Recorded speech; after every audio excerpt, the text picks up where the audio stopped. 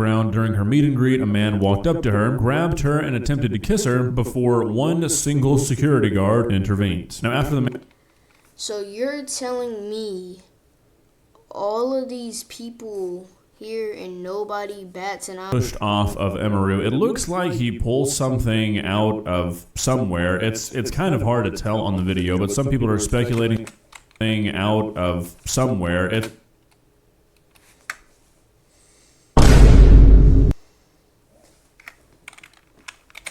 Pushed off of Emiru. It looks like he pulls something out of somewhere. Is that a knife? It's kind of hard to tell on the video, but some people are speculating that he had a weapon. As of right now, there's nothing confirmed about that, but if you watch the video, you can sort of see what people are talking about. It's a very unnatural motion for that, but if you watch the video, you can sort of see what people are talking about. It's a very unnatural motion for it to be anything other than this guy pulling something out of somewhere, but from what I can tell, it doesn't really look like a knife. It looks more like a pin or something. But anyway, I don't know. Are not new to TwitchCon or streaming events like this, and it's sad that we're still having to see stuff like this pop up. Not only because obviously it's just fucked up that people like this exist, but also because these multi-billion-dollar corporations know that fans like this exist. I mean, seriously, if you remember earlier this year, there was that situation where 3 streamers were on like a boardwalk, and that guy walked up to them trying to get their number and eventually ended up saying he was going to kill them. I've never heard of this in my life. Yeah, Emiru was part of that group, so while this isn't a new thing for Twitch in Am I just slow? it's also not a new thing for this streamer specifically, which you'd think they would kind of take into account when hosting events like this. They've dealt with these sorts of situations before, and they refuse to do anything to try and help prevent it from happening again. I mean, seriously, if you watch the video, there was seemingly no security around anywhere. This guy was able to walk up right to the front of the meet and greet without any resistance, and when security does take notice, it's one guy who jumps in, and that one guy is Emiru's personal security guard, who wasn't able to like escort him fully out, I'm assuming because he needed this guy to just walk away scot-free. And no, that's not an exaggeration. Before I tell... Wait, hold on, my bad. I need to see, how did he even get up there? Very unnatural motion for it to be anything... Oh, hold on. So he just... One single security guard and... So he just walked...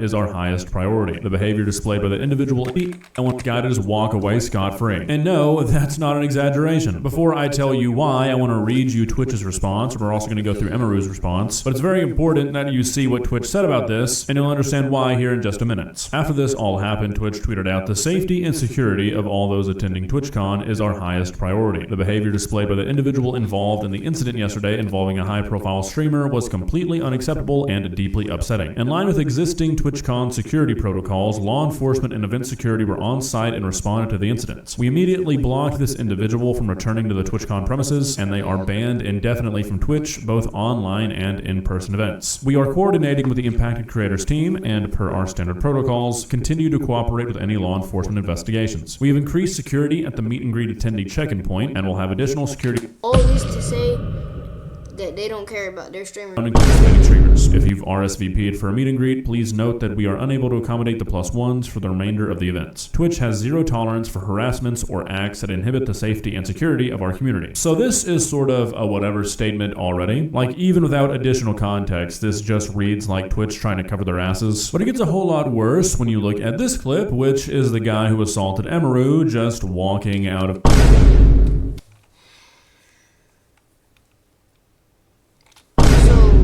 The dude who assaulted the streamer, assaulted her, security guard came up, separated them, and the guy is just gone.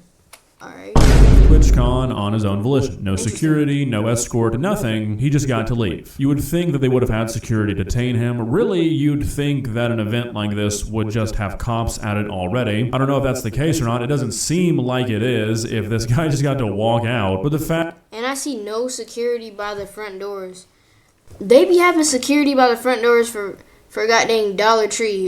It's a whole... Okay. The fact that this guy was not arrested on site, pretty wacky for an event held by a company as big as Twitch. I mean, like, look, I get it. TwitchCon is huge. You can't feasibly have security looking at every single inch of the event, but you could have them watching the parts where something going wrong is the most likely, and meet and greet events are historically those places. Now, all of this laid out as it has been so far is already bad enough, but when you take into account what Emiru has to say about all this, it just gets that much worse. This is the statement Emiru tweeted out after all this happened. It's kind of long, but it's all important, so we're gonna go through the entire thing. Hello everyone, I'm okay, and thank you for all the kind messages. Sorry I cannot respond to them all. Yesterday, the man who assaulted me was allowed to cross multiple barriers at TwitchCon and even in front of another creator's meet and greet to grab me and my face and try to kiss me. Fortunately, he wasn't able to, but a lot of people have pointed out it could have been a lot worse. I'm obviously shaken up by what happened, and it's not the first time I've dealt with something like this, but to tell you honestly, I'm a lot more hurt and upset by how Twitch handled it during and after the fact. Like I said, I don't understand how he was able to make it to me in the first place. The security in the clip who reacts is my own security. It's true, my favorite and usual security guard was banned for holding a stalker's arm to bring him to the police at a past TwitchCon. That alone is one of the silliest things I've ever heard, but we'll circle back to that. However, there were at least 3 or 4 other TwitchCon security staff in the area who did not react and let the guy walk away, as you can see in the clip since I don't even appear in the frame. The woman who is walking me away is my own personal manager, and behind the booth, the only 2 people who were checking on me and comforting me were her and my friend. None of the TwitchCon staff came to ask what happened or if I was okay. My friend who was present told me Twitch security were also behind the booth afterwards, joking about how they didn't even see what happened and immediately laughing and moving on to talk about something else. So if no one was checking if I was okay or if I needed anything and they let the guy run away initially, I have no idea what anyone hired to keep the event safe was doing. In Twitch's statement, they said that the guy was immediately caught and detained. I'm sorry, but that is a blatant lie. He was allowed to walk away from my meet and greet, and I didn't hear he was caught until hours after he attacked me, and it felt like this only happened because of my manager.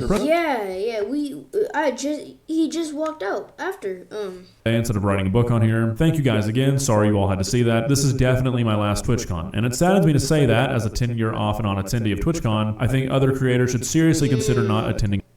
Probably ended it like that. And so all the people who were lined up to go see her, they don't get to see her? Is that what it is?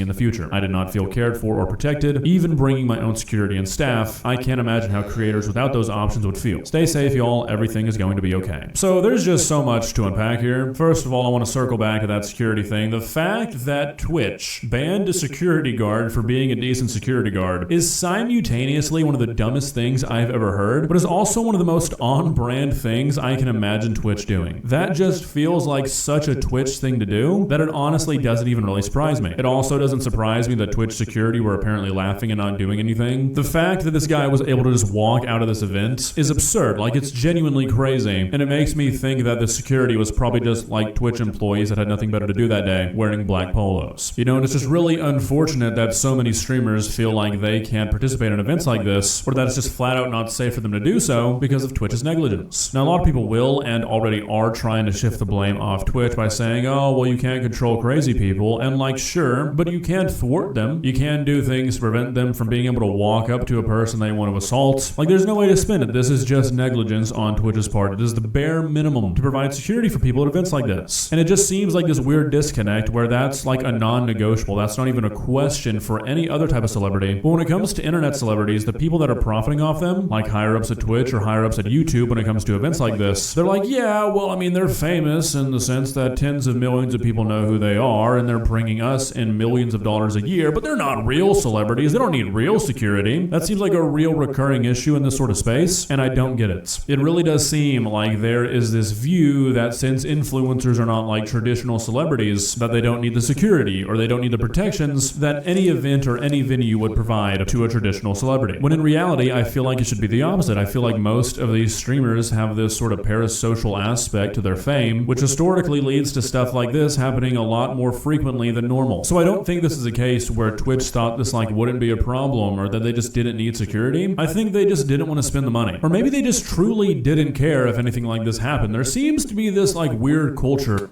I'm not gonna lie, this dude's talking way too much. But anyway, that's gonna be a wrap. Get the fuck out of there!